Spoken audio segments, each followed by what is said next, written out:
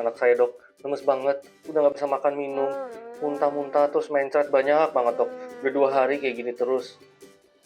Waduh, maaf Pak, saya ini internis spesialis penyakit dalam, bukan spesialis anak.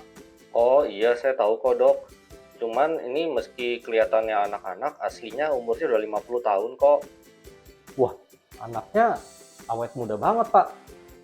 Ya udah deh, coba saya periksa fisiknya dulu ya. Baik dok, ngomong-ngomong dok, itu lehernya kenapa dokter? Oh, biasa Pak, kecelakaan kerja.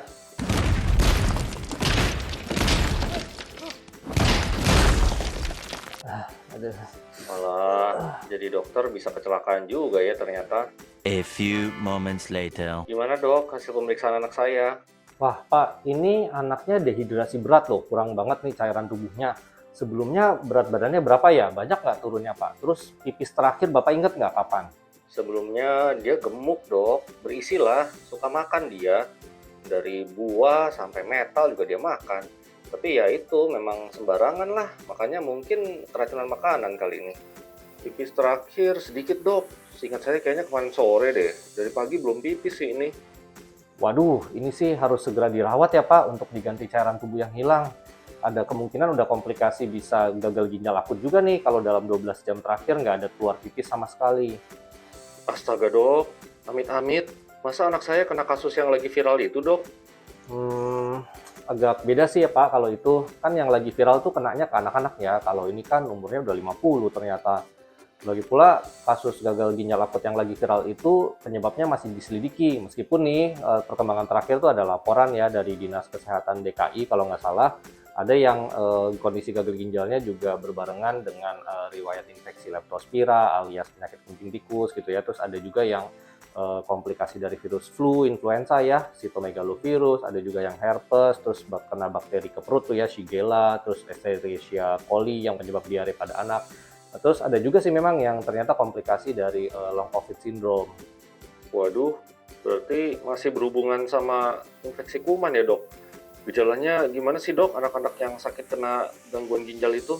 Nah, kalau dari keterangan Kementerian Kesehatan terakhir sih, gejala gagal ginjal akut yang lagi viral itu biasanya awalnya tuh anak-anaknya demam, kayak keluhan infeksi biasanya Pak ya, ada yang batuk pilek, muntah, nggak nafsu makan, ada yang juga diare, gejala saluran cerna. Kemudian tapi dalam 3 sampai 5 hari berikutnya kencing pasiennya si anak itu berkurang, bahkan ada yang nggak keluar kencing Pak. Kalau yang komplikasi bahkan bisa sampai sesak napas dan juga bengkak badannya. Berarti anak saya ini termasuk kasus gagal ginjal itu dong dok? Bisa iya, bisa enggak sih Pak. Cuman ini kan anak Bapak jelas ya kurang cairan, nggak bisa makan, nggak bisa minum, mana ada diare, muntah-muntah, banyak cairan tubuh yang hilang. Jadi ini sih mudah-mudahan gangguan ginjalnya bisa membaik dengan mengganti cairan tubuh yang hilang. Nanti kita infus cairan, terus kasih obat untuk meredakan muntah sama diarenya. Terus nanti sekalian saya perlu periksa kadar kreatinin darah ya untuk menilai derajat gangguan ginjalnya. Duh, pusing ya dok. Zaman sekarang banyak penyakit aneh-aneh. Sebenarnya secara prinsip tetap sama sih Pak, yaitu pola hidup bersih, sehat, dan tetap harus jaga protokol kesehatan. Apalagi para orang tua yang punya anak kecil atau orang-orang yang rentan secara sistem imun ya, misalnya yang usia lanjut atau comorbid itu di rumah, ya para orang tua yang dewasa-dewasa muda ini nggak boleh abai protokol kesehatannya. Karena kalau mereka ketularan, merekanya oke-oke aja, tapi ternyata nanti nularin tuh ke anak-anaknya atau ke orang tua yang sistem imunnya belum kuat, nggak kayak orang dewasa muda. Baik dok, mohon bantuannya banget ya untuk anak saya. Siapa? Mudah-mudahan kamu cepat sembuh ya nak. Mas, Pak, Pak.